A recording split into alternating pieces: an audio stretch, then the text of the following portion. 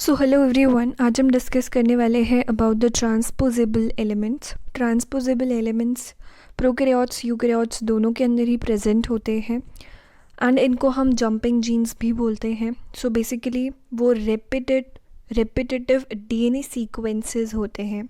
So they are the repeated sequences होते हैं जो कि पूरे जीनोम के अंदर डिस्पर्स्ड रहते हैं। सो genetic elements that can move from one genetic locus to another genetic locus, उनको हम क्या बोलेंगे? ट्रांसपोजेबल एलिमेंट्स या फिर जंपिंग जीन्स बोलेंगे। So these sequences are found in all organisms, means prokaryotes के अंदर भी यूकैरियोट्स के अंदर भी ये पाए जाते हैं। And 45% of human genome is made up of these transposable elements. 90% of मेज genome is made up of transposable elements. So, Klintock discovered these elements in 1948 in maize, for which she was awarded the Nobel Prize. So, इन genes को हम jumping jeans क्यों बोलते हैं? इन genes को हम jumping jeans इसलिए बोलते हैं because they can move from one genetic locus to another genetic locus, and क्योंकि their function is not well defined, due to the lack of well defined function, उनको हम जंक डीएनए भी बोलते हैं और द सेल्फिश डीएनए हम इनको बोलते हैं, या जंपिंग जीन्स हम इनको बोलते हैं। सो ये जो एलिमेंट्स होते हैं they encode the enzymes that can insert their sequence into the new sites. Terminal inverted repeats are generally present at the ends. They generate direct repeats at the point of insertion. अगर हम एक example लेके चले, जो हमारा lack operon होता है, वहाँ पे क्या होता है? आपके पास जेड, वाई और ए, 3 जीन्स होते हैं, जेड, वाई और ए। तो अगर आपने लैक ऑपेरॉन का लेक्चर नहीं देखा है तो आपको लिंक डिस्क्रिप्शन में मिल जाएगा। सो इधर हमारे पास ये जीन्स हैं। अगर जो ट्रांसपोजोन है, मान लीजिए ये येलो वाला जो है, this is the transposon, okay, this is the transposon. So अब अगर ये जो ट्रांसपोजोन है ये आ करके यहाँ पे Z और Y के बीच में लग जाता है, तो यहाँ पे क्या हो जाएगा? वो इसको म्यूटेट कर देगा। सो यहाँ पे देखें कि जो ये ट्रांसपोजोन है ये यहाँ पर आकर के बीच में जो है आ गया है। सो Z जीन जो है दैट इज़ म्यूटेटेड और इट इज़ इनएक्टिवेटेड। सो ये इनएक्टिवेट हो जाएगा, एंड व्हेन Z जो हमारा जीन है वो इनएक्टिवेट हो जाएगा तो whole operon will be inactivated, and इस टाइप की म्यूटेशन को हम पोलर म्यूटेशन भी बोलते हैं। सो हमारे पास 2 टाइप के ट्रांसपोजोन्स हैं, retro transposons and DNA transposons. एक और चीज़ कि ये जो प्रोसेस है जहाँ पे कि जो हमारे पास ट्रांसपोजेबल एलिमेंट्स हैं, they can move from one position to another in a genome. So can move from one place to another. इस प्रोसेस को हम क्या बोलते हैं? This process is known as transposition. इसको हम क्या बोलेंगे? ट्रांसपोजिशन, या फिर आप बोल सकते हो रिट्रो ट्रांसपोजिशन। सो जो हमारे पास ये ट्रांसपोजेबल एलिमेंट्स होते हैं वो कैसे होते हैं? ऑटोनोमस नेचर के होते हैं। Autonomous means that they have everything to perform their own transposition. So the first one is the retrotransposons, also known as the class 1 elements. इनको क्लास 1 एलिमेंट्स भी बोला जाता है। They transpose through the RNA intermediate, are transcribed from the transposable element and then copied back by the reverse transcriptase. So जो retro transposons होते हैं वो हमारे पास किस तरीके से काम करते हैं? कॉपी एंड पेस्ट, ठीक है। तो उनका क्या रूल है? Copy and paste. लेकिन जो हमारे दूसरे वाले होते हैं, जो डीएनए ट्रांसपोजोन्स हैं, वो किस पे काम करते हैं? Cut and paste. वो कट एंड पेस्ट पे काम करते हैं और ये कॉपी एंड पेस्ट पे काम करते हैं। So retrotransposons are more common in eukaryotes. अगर हम बात करें डीएनए ट्रांसपोजोन्स की, so they are known as the class 2 elements, ठीक है, उनको क्लास 2 ट्रांसपोजोन्स बोला जाता है. These transpose to new sites directly as DNA. These are more common in prokaryotes. So अभी हम डायग्राम से देखते हैं. तो जो हमने रिट्रो ट्रांसपोजोन्स के बारे में बात करी थी, दैट वाज द क्लास 1 ट्रांसपोजोन. तो यहाँ पे देखिए कि ये हमारे पास क्या है, डोनर डीएनए है. And this green one is your the retro ट्रांसपोजोन. ये क्या है आपका रिट्रो ट्रांसपोजोन, जिसको कि हम क्लास 1 ट्रांसपोजोन भी बोलते हैं. अब यहाँ पे क्या हुआ, ट्रांसक्रिप्शन के बाद क्या बना, आरएनए इंटरमीडिएट बना. And after that by the reverse transcription यहाँ पे क्या बन गया, हमारे पास डीएनए बन गया, डीएनए इंटरमीडिएट बन गया. उसके बाद ये क्या होता है, इंसर्ट हो जाता है. जो भी हमारा टारगेट डीएनए है वहाँ पे क्या हो जाएगा, इंसर्ट हो जाएगा. वहीं अगर हम क्लास 2 के बारे में बात करें, जो कि हमारे डीएनए ट्रांसपोजोन्स हैं, वहाँ पर देखिए कि कोई आरएनए इंटरमीडिएट नहीं बन रहा है. सो यहाँ पे क्या हुआ है, जो डोनर डीएनए है उसका एक्सेजन हुआ है एंड उसके बाद उसका इंसर्जन हुआ है. सो दोनों में फ़र्क ये है कि जो हमारे क्लास 1 वाले होते हैं, जो रिट्रो ट्रांसपोजोन्स होते हैं, वो कैसे काम करते हैं, कॉपी एंड पेस्ट. वेराज जो हमारी क्लास 2 वाले ट्रांसपोजोन्स हैं, वो कैसे काम करते हैं, cut and paste. So transposition, the process by which these sequences are copied and inserted is known as the transposition. उस process को हम क्या बोलते हैं, transposition, or you can say the process by which the transposable elements can move from one position to the another position in a genome is known as the transposition. So on the basis of the mechanism हम उनको दो type में divide कर सकते हैं, replicative transposition and non-replicative transposition. सो अगर हम बात करें रेप्लिकेटिव ट्रांसपोजिशन की, so in this type of transposition a new copy of transposable element is introduced at a new site, और जो ओल्ड कॉपी है that remains behind at the original site.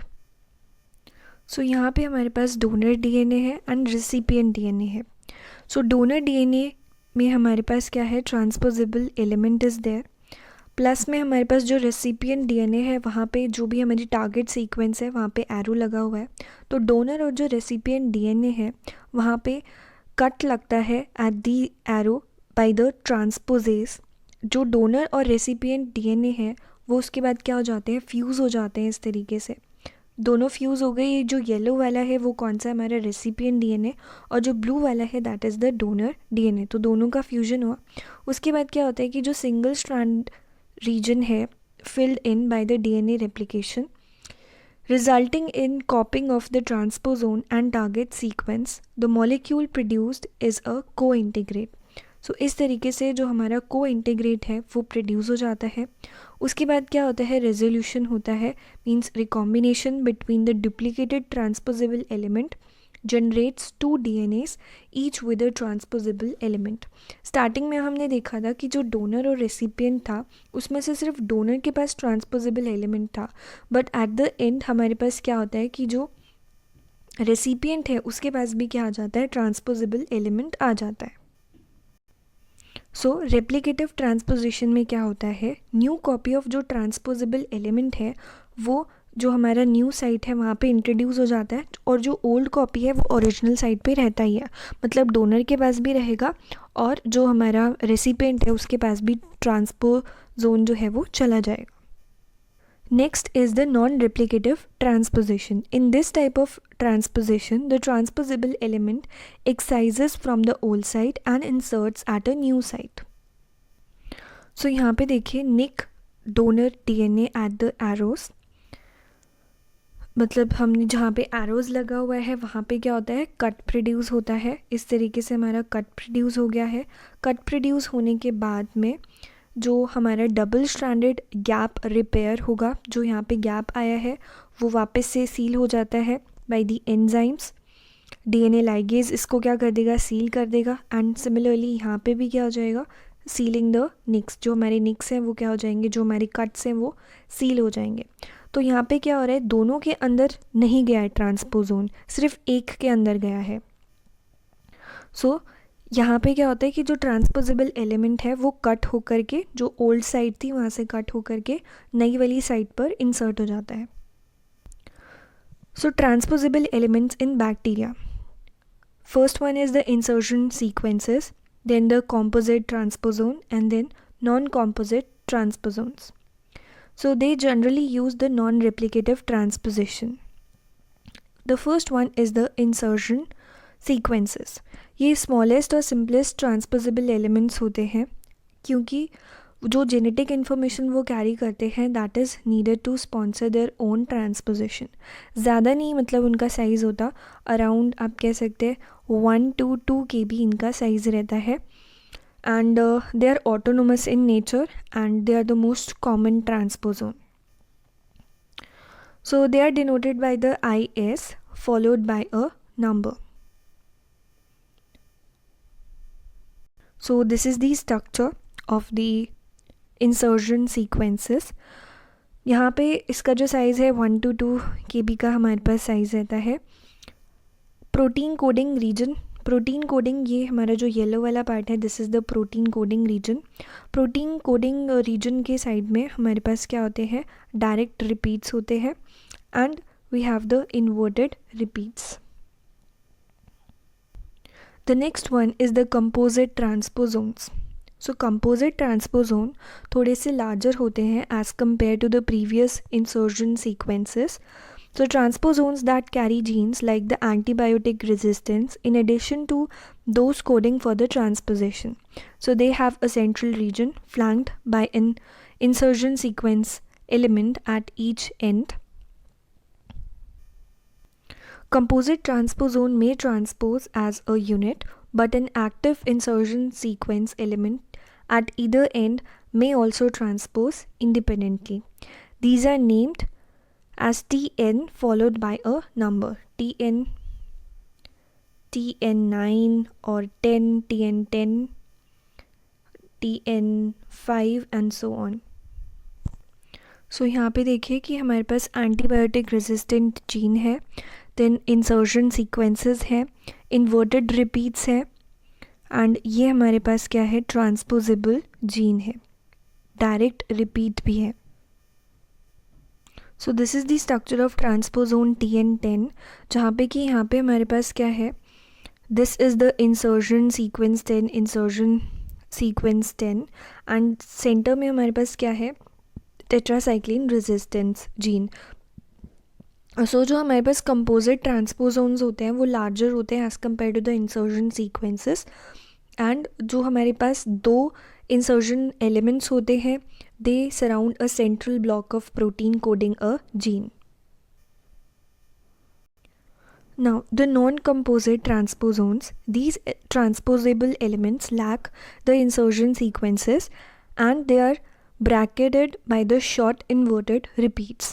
They carry genetic information for transposase and resolvase plus a gene that encodes for the enzyme lactamase that provides resistance to ampicillin. So here is the structure of the transposon Tn3, जहाँ पे कि हमारे पास क्या है, ये जो हमारे पास ट्रांसपोजेज है, सो यहाँ पे देखिए ट्रांसपोजेज का जीन है, then we have the gene for the resolvase, then आपके पास एम्पिसिलिन रेजिस्टेंस जीन है। सो एंड यहाँ पे आपके पास क्या है, इन्वर्टेड रिपीट्स हैं। Now the transposons in humans, 98% of the transposable elements in humans are retrotransposons. तो सबसे पहले है lines and the second one is sines. So lines is the long interspread nuclear elements and the sine is the short interspersed nuclear elements. So line is long interspersed nuclear elements. So lines represent 17% of human genome and lines are retrotransposome. So ये कौन से हैं हमारे पास, class 1 वाले transposons होते हैं जो कि शो करते हैं retrotransposition. So L1 line family are most commonly known in the human genome. They are approximately 6 kb in size.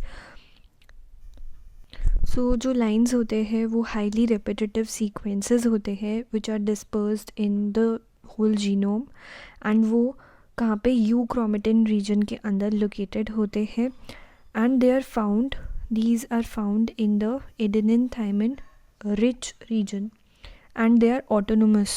ठीक है, वो autonomous होते हैं, means they have everything for themselves for the transposition. और उनका जो साइज़ है दैट इज़ 6 to 7 kb का उनका साइज़ होता है. So the consensus sequence contains 2 large reading frames. The ORF1 open reading frame 1 encodes an RNA binding protein. ORF2 encodes the protein having both endonuclease and reverse transcriptase activity. So जो lines होते हैं these are mostly ये क्या होते हैं, mostly inactive होते हैं. Mostly क्या होते हैं, इनएक्टिव होते हैं and highly accumulated in the sex chromosome में ज़्यादा एक्यूमुलेटेड होते हैं as compare to the autosomes. And जो 17% ऑफ जो ह्यूमन जीनोम है वो लाइंस से बना हुआ होता है. Okay, so the second one is the signs. These represent 11% of the human genome. They are dependent on the lines for the retrotransposition. These are about 100 to 400 base pairs long, and most of them are the ALU elements. So ALU are 300 base pairs long and 1 million copies per cell are present. So अगर हम lines की बात करें तो इनका जो copy number है that is 5 lakh, around 5 lakh के अराउंड इनका कॉपी नंबर रहता है. अगर हम साइंस की बात करें तो ये भी काफ़ी ज़्यादा हाईली रेपिटेटिव सीक्वेंसेस होते हैं एंड उनका जो कॉपीज़ है like it is around 10 lakh copy number non autonomous होते हैं. इनके बारे में क्या है कि ये क्या होते हैं, they are the non autonomous, क्योंकि वो किसके ऊपर डिपेंडेंट है, they are dependent on the lines. And there are around 100 to 400 base pair long होते हैं. एग्ज़ाम्पल क्या हो गया हमारे पास, ALU elements in humans, and also एक एग्ज़ाम्पल माइस का भी मैं बता देती हूँ, B1 in mouse. Okay, so what are the mutagenic effects of the transposons. जो ट्रांसपोजेबल एलिमेंट्स होते हैं वो म्यूटाजेंस होते हैं and they can damage the genome of their host cell in different ways. जो ट्रांसपोजोन होता है या जो रिट्रो ट्रांसपोजोन होता है that insert itself into the functional gene will most likely to disable the gene. जैसे मैंने आपको बताया था, लैक ऑपेरॉन का एग्जाम्पल मैंने आपको दिया था. तो वैसे ही अगर ये किसी भी जीन में, मान लीजिए इंसुलिन का जीन है, ये क्या है, इंसुलिन का जीन है, इसके बीच में आकर के ये ट्रांसपोजोन, ये ब्लू वाला क्या है हमारा ट्रांसपोजोन है, अगर ये बीच में आकर के इंसर्ट हो जाता है तो ये इंसुलिन का जो जीन है उसको इनएक्टिव कर देगा, उसको नॉन फंक्शनल कर देगा. So after a DNA transposon leaves a gene, the resulting gap will probably not be repaired correctly. Multiple copies of same sequence, such as the ALU sequences, can hinder the precise chromosomal pairing during mitosis and meiosis, resulting in unequal crossovers, one of the main reasons for the chromosome duplication. Diseases that are often caused by these transposable elements includes the hemophilia, severe combined immunodeficiency, then cancer also. Then we have the muscular dystrophy. So जो transposable elements हैं that land on the human factor caused hemophilia and insertion of the L1 into the APC gene caused the colon cancer. And this confirms that the transposable elements they play an important role for the disease development. So जो transposons हैं वो disease भी cause कर सकते हैं. मतलब ये जो एलिमेंट्स होते हैं ना, अगर किसी भी जीन के बीच में इंसर्ट हो जाते हैं तो वो उसको नॉन फंक्शनल कर देंगे. जैसे अगर इंसुलिन वाला जीन है उसके बीच में इंसर्ट हो गए तो वो उसको नॉन फंक्शनल कर देंगे, फिर इंसुलिन का डेवलपमेंट नहीं हो पाएगा. ऐसे अदर हार्मोन्स हैं या अदर जो डिजीज़ कॉज कर सकते हैं ये. So what are the uses of transposons. Transposable elements are nature's tool for the genetic engineering. Transformation vectors for the transferring genes, also drug resistance genes encoded by many transposons. They are useful in the development of plasmid as cloning vehicles. Insertional mutagenesis के अंदर भी इसको use में लिया गया है. Sleeping beauty transposon system is a synthetic DNA transposon. So जो हमारे पास स्लीपिंग ब्यूटी ट्रांसपोजोन है वो एक तरीके का सिंथेटिक डीएनए ट्रांसपोजोन है जिसको डिज़ाइन किया गया है to introduce precisely defined DNA sequences into the chromosomes of vertebrate animals for the purpose of introducing new traits and to discover new genes and their functions.